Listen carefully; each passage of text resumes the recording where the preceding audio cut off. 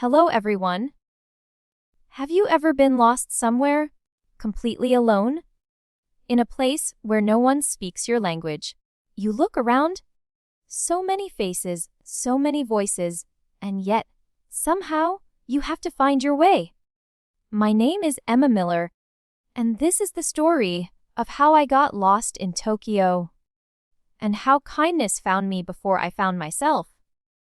I dreamed of Japan for years. The lights, the food, the temples, the way beauty hides in the smallest details. Last month, that dream finally came true. I bought a plane ticket to Tokyo. I was excited and terrified. I didn't speak Japanese. I didn't know anyone there. But I had courage, and sometimes, courage is enough to start. The flight was long. 14 hours. When we landed, Tokyo looked like another world. Signs in Japanese. People moving everywhere. The smell of rain and city lights. I picked up my bag and followed the crowd. The airport felt endless, bright and cold. My heart was racing, but I smiled. I was finally here. I found the train station. It looked like a puzzle made of colors and lines. I stared at the map. So many names I couldn't read. I pressed the English button on the ticket machine, bought a ticket, and stepped into the train. It was silent. No one spoke. Even the sound of my suitcase wheels felt too loud. 30 minutes later, I got off. But something didn't feel right. The air was cooler. The signs didn't match my hotel name. I opened my phone. The map spun in circles. Wrong station. Oh no? I whispered. I'd taken the wrong train. I walked upstairs, then downstairs, trying to read signs that made no sense to me. I asked a man for help. He smiled politely, shook his head, and walked away. I asked a woman.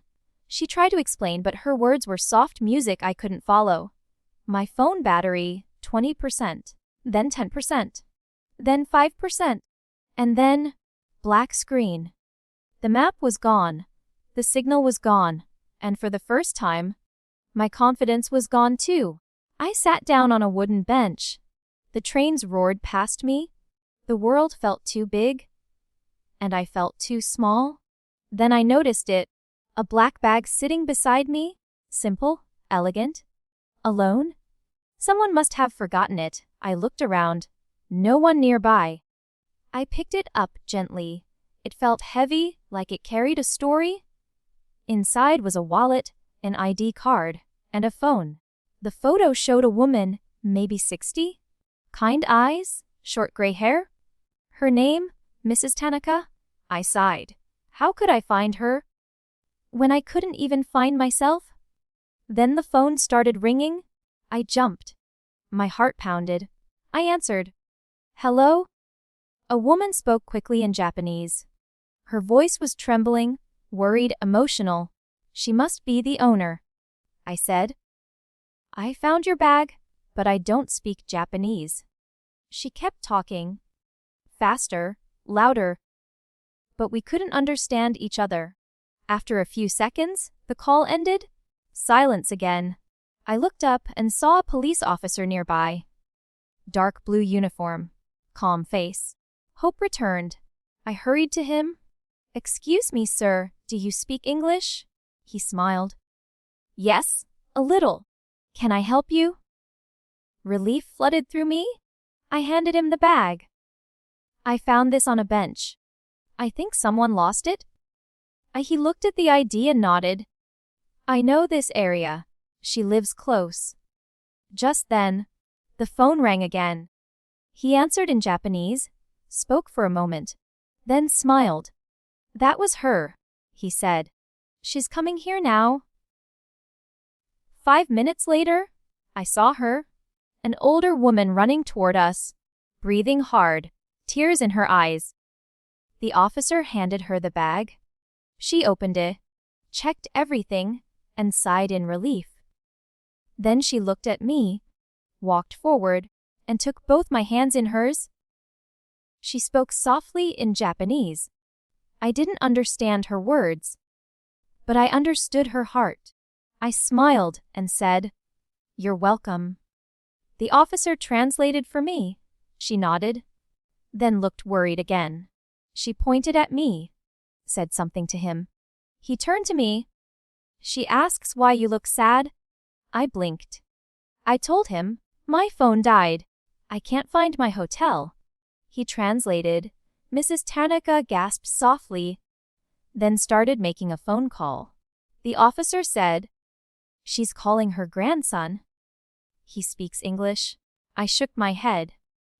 She doesn't need to. But she already had. 10 minutes later, a young man appeared. Mid-20s, black jacket, kind eyes. He smiled. "Hello. I'm Kenji.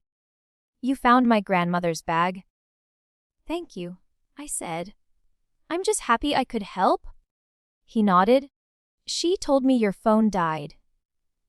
And you're lost, right?" I nodded again. He laughed softly. "Then I'll help you. Please?" We walked to a store. He bought me a charger, then took me to a cafe while my phone charged. The air smelled like coffee and rain. We talked. He asked about America, why I came to Japan, what I loved most about traveling alone. I told him everything. He listened, really listened. When my phone turned back on, he smiled.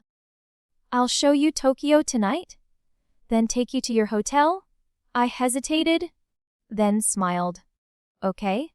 That night, Tokyo looked alive. Lights everywhere, streets glowing under the drizzle. Kenji took me to a ramen shop, the best I'd ever had. We laughed between bites. Steam rose like fog around us. Then he showed me the Shibuya crossing. Hundreds of people walking at once. A dance of strangers who never touch. We went up a tall building. Looked down at the city lights stretching forever.